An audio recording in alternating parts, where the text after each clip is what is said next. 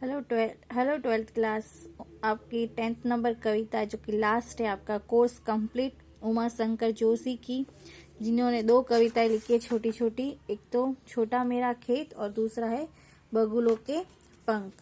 इसमें पहले हम कवि परिचय पढ़ते उमा शंकर जी के बारे में। उमा शंकर जोशी, जन्म सन 1911 गुजरात में। इनकी प्रमुख रचना है विश्व शांति, गंगोत्री, निश्चित, प्राचीना,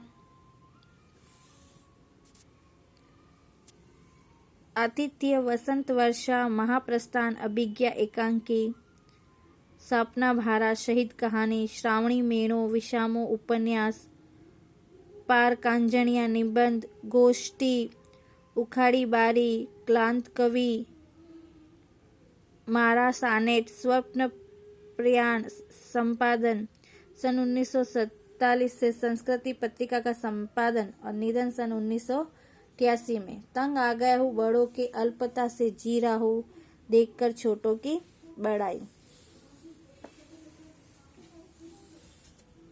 20वीं सदी की गुजराती कविता और साहित्य को नई भंगिमा और नया स्वर देने वाले उमाशंकर जोशी का साहित्यिक अवदान पूरे भारतीय साहित्य के लिए भी महत्वपूर्ण है।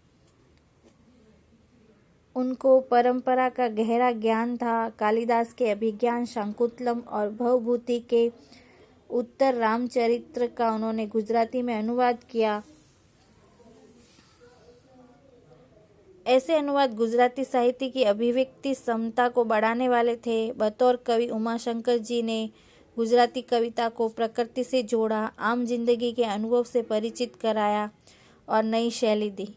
जीवन के सामान्य प्रसंगों पर सामान्य बोलचाल की भाषा में कविता लिखने वाले भारतीय आधुनिकतावादियों में अनंतम हैं जोशी जी।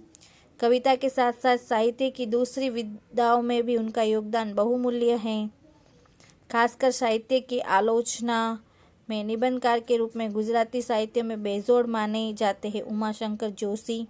उनका साहित्यिक व्यक्तित्व में है जिनका भारत की आज़ादी की लड़ाई से रिश्ता रहा है।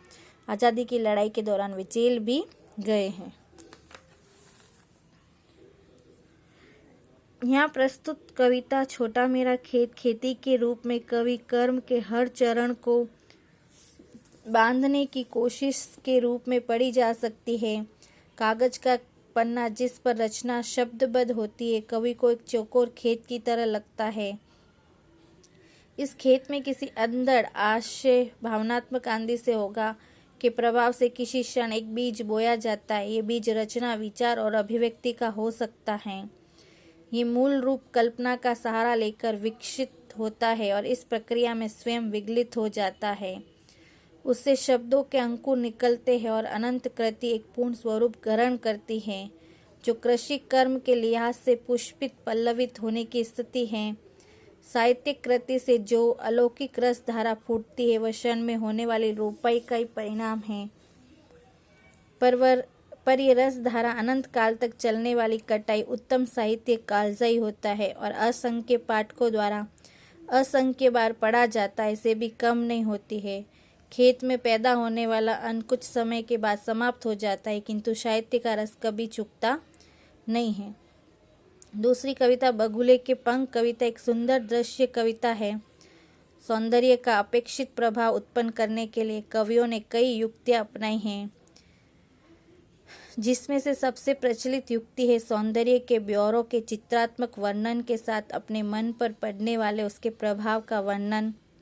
वस्तुगत और आत्मगत के सहयोग की युक्ति पाठक को उस मूल सौंदर्य के काफी निकट ले जाती है। जोशी जी की इस कविता में ऐसा ही है। कवि काले बादलों से भरे आकाश में पंक्ति बनाकर उड़ते सफेद बगुलों को देखता है। वे कजरारे बादलों के ऊपर तैरती सांझ की श्वेत काया के समान प्रतीत होते हैं। ये दृश्य इतना नयनाभिराम है कि कवि और सब कुछ भूलकर उसी में अटका सा रह जाता है। वह इस माया से अपने को बचाने की गुहार लगाता है। क्या सौंदर्य से बांधने और बींधने की चरम स्थिति को व्यक्त करने का एक तरीका है। प्रस्तुत दोनों कविताओं का गुजराती से हिंदी रूपांतरण रघुवीर चौधरी और भोलाभाई पटेल ने किया है। पहली कविता है छोटा मेरा खेत। इसके माध्यम से कवि ने अपनी कल्पनाओं के बारे में बताया गया। छोटा मेरा खेत चौकोना, कागज का एक पन्ना, कोई अंधड़ कहीं से आया, क्षण का बीज वहां बो गया। मतलब कवि ये बोलता है कि एक छोटा सा मेरा खेत है, मतलब क्या कि एक छोटा सा पन्ना, मतलब कागज का एक टुकड़ा। कागज का टुकड़ा कैसा होता है, चौकोना होता है ना, 4 कोनों वाला। वैसे ही एक खेत भी 4 कोनों वाला है। और कहीं से कोई अंधड़ आया, मतलब कोई से कोई आंधी तूफान आया और वहां पे एकदम से बीज अपना आप बो गया। क्योंकि कई बार क्या होता है, हम लोग बीज नहीं बोते फिर भी वह पौधा उग जाता है। तो ये कहीं से आंधी तूफान के साथ बीज आया और एक बीज पौधा बन गया। वैसे ही कवि ये कह रहा है कि मेरे भी मतलब मैंने भी एक कागज लिया था, लेकिन कविता लिखने का सोचा नहीं, लेकिन दिमाग में कहीं से एक विचार आया आंधी तूफान के साथ और मैंने क्या किया, कविता लिख डाली। कल्पना के रसायनों को पी, बीज गल गया निशेष, शब्द के अंकुर फूटे, पल्लव पुष्पों से नमित हुआ विशेष। मतलब जब पौधों के अंदर रसायन डाले जाते, मतलब खाद डाले, रसायन मतलब खाद, बीज डाले जाते, तो वो पौधे क्या होते हैं, गल के बड़ा पौधा बन जाता है। उसके अंकुर यानी कि पूरा पौधा फूट जाता है और उसके ऊपर फूल पत्ते लग जाते, जिससे वो क्या हो जाता है, झुक जाता है, यानी कि नम्रता आ जाती है उसके अंदर। वैसे ही कवि के अंदर भी कल्पनाओं का तूफान उमड़ पड़ा है और ऐसा लगा है कि उस कल्पना से उन्होंने शब्दों को आकार दिया और शब्द आकार लेके कविता की रचना की। और कविता इतनी नर्म है, इतनी प्यारी है कि लोग इसको पढ़कर बहुत खुश होते। झूमने लगे फल रस अलौकिक, अमृत धाराएं फूटती, रोपाई क्षण की, कटाई अनंतता की, लूटते रहने से जरा भी नहीं कम होती। मतलब जैसे ही कविता कागज पर शब्द, मतलब कविता लिखी गई शब्दों के द्वारा, तो लोग उसको पढ़कर झूमने लगे, अपने रस में डूबने लगे, क्योंकि इतनी प्यारी कविता थी। उनके अंदर मतलब एक अमृत की धारा समान फूट पड़ी। जैसे कि बीज रोपने में तो समय नहीं लगता, लेकिन उसको काटने में बहुत अनंतता लगती है।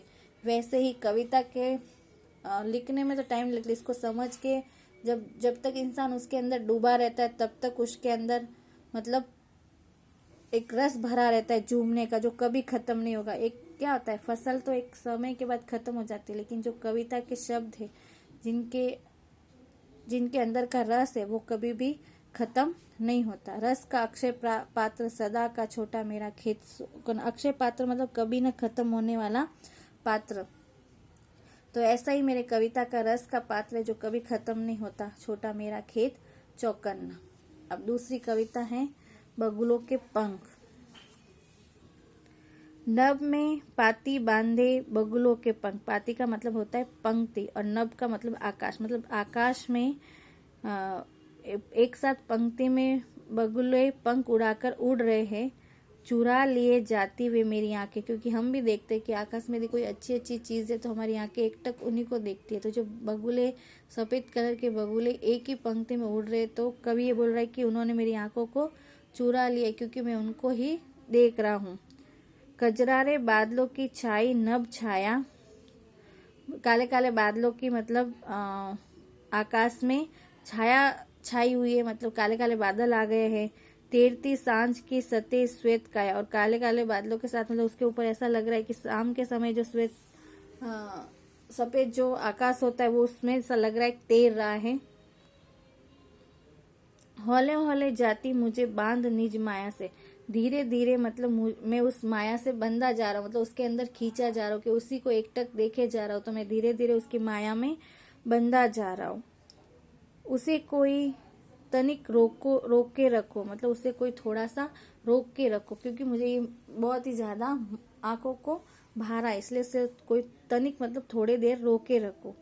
ये तो चुराए लिए जाती मेरी आंखें, और ये जो दृश्य है वो मेरी आंखें ऐसा लग रहा है कि आंखों को चुरा के लेके जा रहे, क्योंकि मैं उसी के अंदर खो गया हुआ। तो ऐसा लग रहा है कि वो मेरी आंखों को क्या कर रहे, चुरा के लेके जा रहे। नभ में पाती बंदी बगुलों की, आकाश में पंक्ति बंदी है बगुलों की, जो बगुले एक साथ उड़ रहे हैं। तो इसका आशय यही है कि कवि माया के अंदर खोना नहीं चाहता, इसलिए वो प्रार्थना कर रहा है कि मुझे उसके अंदर बंधना नहीं है, खोना नहीं है, क्योंकि ये बगुले की पंक्ति मेरी आंखों को चुरा लेके जा रही है और मैं उसके अंदर खो गया हूँ। तो मुझे उसके अंदर खोना नहीं है, इसलिए मुझे इस माया से निकालो। इसलिए मतलब पूरे प्रकृति का, पूरे आकाश का वर्णन किया उसके अंदर, बगुलों की पंक्ति के अंदर।